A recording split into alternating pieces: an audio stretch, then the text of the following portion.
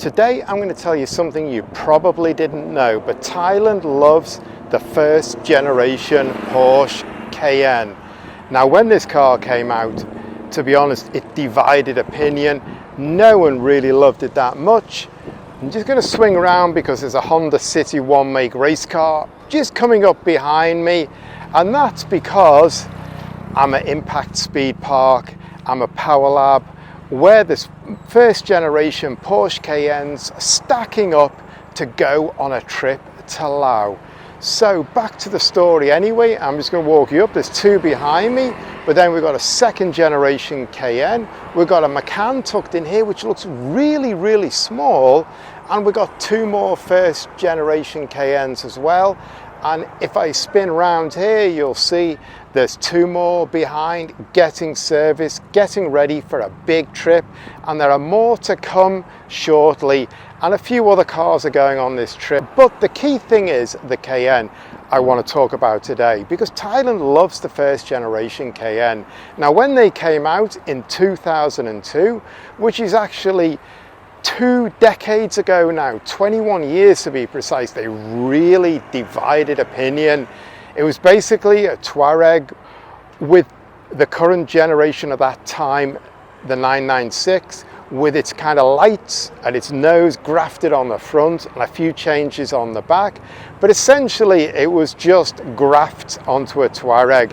Now, people were not used to a Porsche SUV, people were not used to a Porsche 4-door, so it divided opinion already, and it was a pretty tame, a pretty conservative attempt at making a first SUV, keeping the costs down and not getting too controversial. So sometimes they take a little while to get warmed up. And anyway, what that means is the first generation Cayenne, it wasn't much loved. So one good thing here is that prices have rocketed down. It's not really held like other Porsches. So that means we go to the next stage of story. When COVID came along and it hit Thailand like everywhere else, hotels were shut, bars were shut, restaurants were shut. If you wanted to go on holiday once the restrictions eased, you basically needed to do your own thing, and you wanted to keep to yourself because you didn't want to be coming in contact with people. That's when glamping hit Thailand with a vengeance. Basically, glamping, it's like an upmarket version of camping, glamorous camping, it's an abbreviation. And a lot of guys, and in particular these guys, the Rendrive guys, they got right into it. They kitted out these Mark 1 Cayennes, 1 started, 2 started, 3, and then like a chain reaction, they were just all buying them. They were going camping, they were isolating, keeping themselves to themselves, but getting out, enjoying the countryside, adhering to the COVID protocols, sticking with what you needed to do, keeping safe. And that's really gone on. More and more people have picked up these Mark 1 Cayennes. And what I would say is, although I kind of was a bit negative when I started, yeah, the styling wasn't great, it wasn't well received. Fast forward 21 years and it looks pretty good, it looks pretty smart. And once these guys started doing up their cars, and they've completely done them for off-road, they've all got off-road wheels, tires, suspension, they've got roof racks, they've got spotlights everywhere, they've got fuel tanks bolted on the side. These cars I think look absolutely great, and we've come a full circle now. It looks cool. It looks an interesting car. It looks something pretty nice, and they all stick RD on the side for Rendrive. They put decals on them. They personalize them up, which is a real Thai way of doing things. Everything gets personalized here, so each one is different. Each one, the owner has interpreted it, and now they are ready for a big mass camping effort. They're going to Laos, and the reason they're all at Impact Speed Park is they're going to load these cars onto transporters, and then they're going to take them up north of Thailand, and the drivers will fly up, and then they'll meet them near the border to Laos. Then they'll head through the border to Laos, and they've got a hard itinerary ahead. They're going to be on rough roads, they're going to be on tough terrain, and that's why they are jacked, pumped and ready to go. So this video, I really just wanted to say to you, because I tried to cover all the aspects of Thai car culture, come across everything, and I want to say to people outside Thailand, Thailand loves the first generation Cayenne.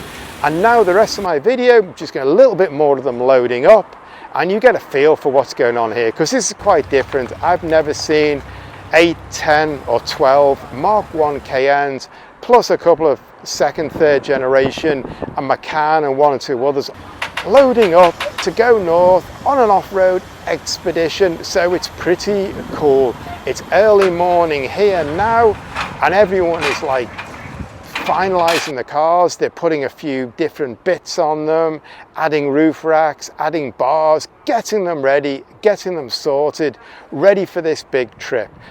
What I said before, personalization in Thailand is king. Every car is different. Every car has its owner's individual stamp on it, how they see it, how they perceive it in their style. And that's what I really like about car culture here. You never get bored if you go to a meeting. If you see 25 cars, all the same model, every single one will have little differences, or maybe every single one will have big differences. And now we have an orange Mark 1 rocking up. That's going to stand out more than maybe all the rest with its color. Anyway, back to personalization.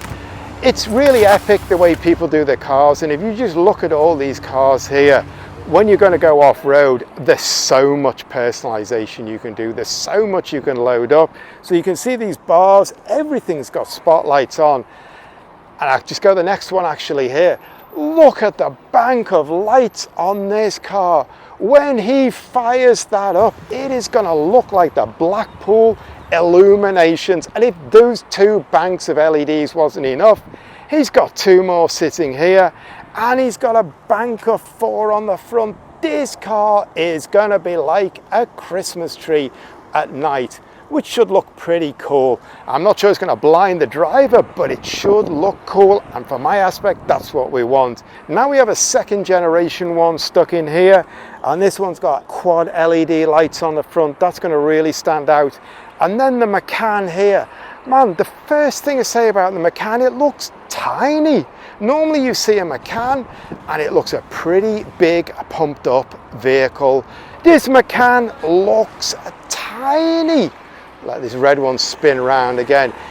It really does. Obviously these Cayennes are really jacked up, but that looks so small. But his lights, his LED lights are big, oversized on a Macan, and I love this color, this like green. It's like a camouflage army color. It's the right kind of color when you're going to go off-road. He's going to be camouflaged, this guy. Then we've got another Mark 1, and we've got more lights on it, and we've got another one here, and again he's got a bank of amber and white LEDs. That is going to be another Christmas tree. At night, these guys are going to drop into the middle of nowhere. They're going to have no problem lighting themselves up, so long as they don't lose their batteries. That will be the only problem. They're going to keep these engines running. And I just also want to give you a little bit of information on the Cayenne here. They're basically all petrol engine versions. Some of the Cayenne S with the 4.5 V8 engine tuned up, which is a monster and a rocket of an engine.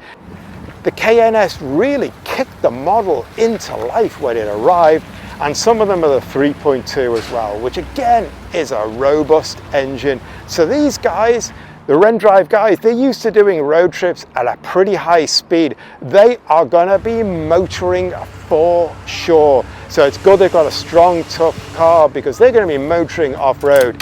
And I am sure these guys are not gonna be hanging around. We've got a couple of interlopers here in the car park. We've got another one here, which is actually very clean, and the shape looks really nice. This has got nothing attached to it apart from the off-road wheels and the tires. Looks really clean.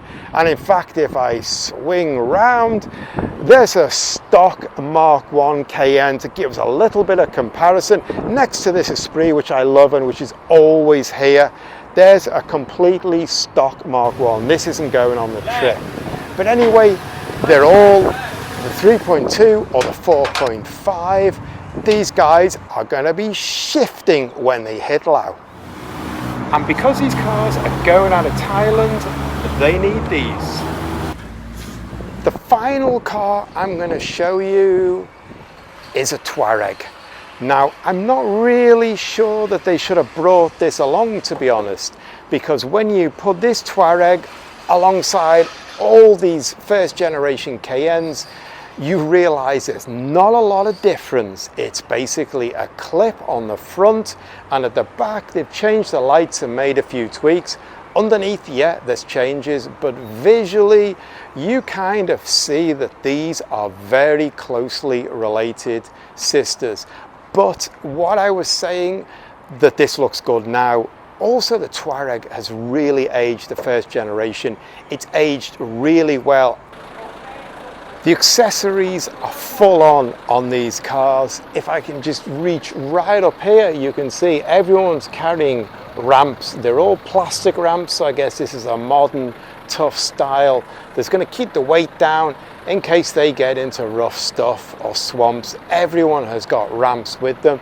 This guy's got like a huge long awning here, so I guess it's going to throw up some sort of huge tent onto it. And you can see this mesh plating here, so it can protect the windows, mount the fuel tank on it, and they go around the cars. They're all like that. They are absolutely ready for the toughest conditions that Laos can throw at them.